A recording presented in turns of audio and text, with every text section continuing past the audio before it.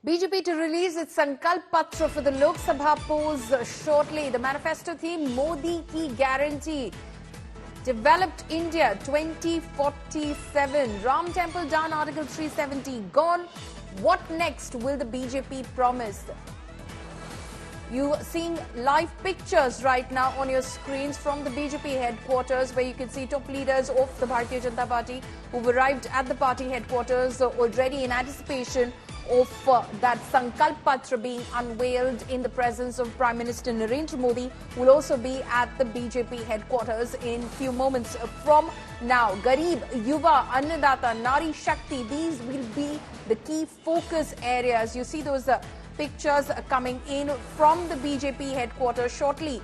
That release function will begin. External Affairs Minister Jaishankar also among those who has arrived at the BJP headquarters. A massive Ambedkar Jayanti welfare symbolism as well. Today, of course, also New Year, which is being celebrated across various states as well. So many reasons why the BJP, of course, has chosen this day to announce its poll promises to the electorate ahead of the Lok Sabha elections. My colleague Himanshu Mishra is now joining us live from the BJP headquarters. Himanshu, क्या expect कर सकते हैं BJP के manifesto से? देखिए Paul जी, मुझे लगता है कि 2047 में जब देश की आजादी के 100 वर्ष पूरे होंगे तो विकसित भारत बनाने के लिए क्या रोड मैप रहेगा वो भारतीय जनता पार्टी के इस संकल्प पत्र में दिखाई देगा। 4 कैटेगरीज में प्रधानमंत्री कहते हैं ज्ञान है, यानी कि ज्ञान में जो है गरीब है, युवा है, अन्नदाता है और साथ ही साथ नारी है। यानी कि इन चारों सेक्टर्स के लिए, इन चारों सेक्टर्स में काम करने के लिए किस तरीके से बीजेपी प्रतिबद्ध है ये इसमें दिखेगा। साथ ही साथ भारत की अर्थव्यवस्था को जो है वो 5वीं अर्थव्यवस्था से 3री अर्थव्यवस्था पर पहुंचाने का संकल्प जो है वो इस संकल्प पत्र में दिखाई देगा। भारत किस तरीके से टेक्नोलॉजी में अब आगे बढ़ रहा है ये सारी चीजें दिखाई देंगी। मोदी की गारंटी होगी इस संकल्प पत्र का नाम जो है। तो कहीं न कहीं ये माना जा सकता है कि पूरा का पूरा संकल्प पत्र जो है वो बताएगा कि 2047 में भारत को विकसित राष्ट्र बनाने के लिए कैसे आगे बढ़ा जा रहा है। और इसके लिए प्रधानमंत्री नरेंद्र मोदी ने अपने सभी मंत्रियों को जो है 100 दिन के कार्यक्रम के लिए कहा था कि अगले 100 दिन में जब सरकार बनेगी आपका क्या कार्यक्रम रहेगा, 5 साल का रोड मैप क्या रहेगा, उसको लेकर सबसे चर्चा की गई थी, सबसे फीडबैक लिया गया था और कहा गया था कि आप बताइए क्या क्या करने वाले हैं।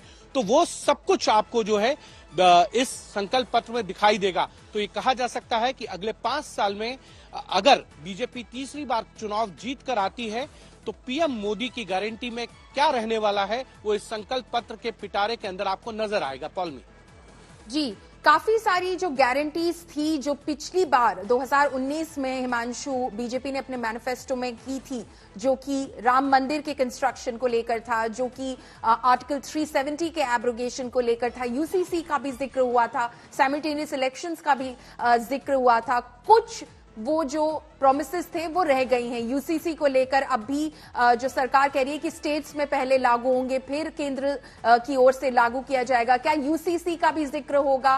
क्या इस बार अगर बीजेपी सत्ता में दोबारा वापस आती है तो यूसीसी एक तरह से पूरे देश में लागू हो सकता है? क्या वो पोल प्रॉमिस रहेगा? देखिए मुझे लगता है कि यूनिफॉर्म सिविल कोड जिसकी आप बात कर रही हैं उसको लेकर प्रोमिसेस होंगे, जरूर होंगे।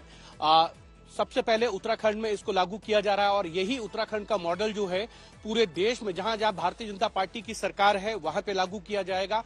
उत्तराखंड के बाद जो हमारी जानकारी है गुजरात में, आसाम में होगा, उसके बाद उत्तर प्रदेश में इसको लागू किया जाएगा। भारतीय जनता पार्टी इसे केंद्र सरकार के द्वारा नहीं लेके आने वाली है, वो राज्य सरकारों के ऊपर छोड़कर राज्य सरकारें यूसीसी को लेकर आए, उनको इम्प्लीमेंट करें, ये रहेगा। लेकिन एक चीज जरूर है, 2019 से पहले भारतीय जनता पार्टी के जो संकल्प पत्र होते थे या मैनिफेस्टो होता था, घोषणा पत्र होता था, उसमें जो विचारधारा से जुड़े इश्यूज थे, ज्यादातर वो इश्यूज जो हैं भारतीय जनता पार्टी ने वो पूरे किए हैं पिछले 10 सालों में। चाहे वो राम मंदिर कंस्ट्रक्शन का मामला हो, धारा 370 को हटाने का हो, यूसीसी पे भारतीय जनता पार्टी के नेतृत्व में जो है उत्तराखंड सरकार आगे बढ़ी है। ये कहने के लिए भारतीय जनता पार्टी के पास सक्षम चीजें हैं। तो कहीं ना कहीं ट्रिपल तलाक का मामला हो, ये वो इश्यूज हैं, कोर इश्यूज जो भारतीय जनता पार्टी के विचार धारा के इश्यूज थे, ये लगभग भारतीय जनता पार्टी जो है अपने 10 साल के कार्यकाल में वो पूरा कर चुकी है पलमी।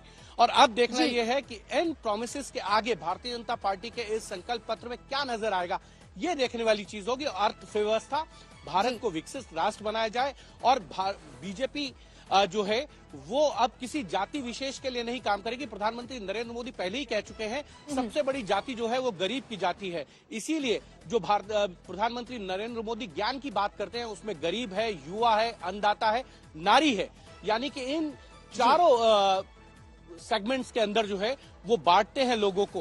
वो कहते हैं कि जिन पर फोकस करना है वो ये है, किसी जाति विशेष पर नहीं, किसी धर्म विशेष पे नहीं।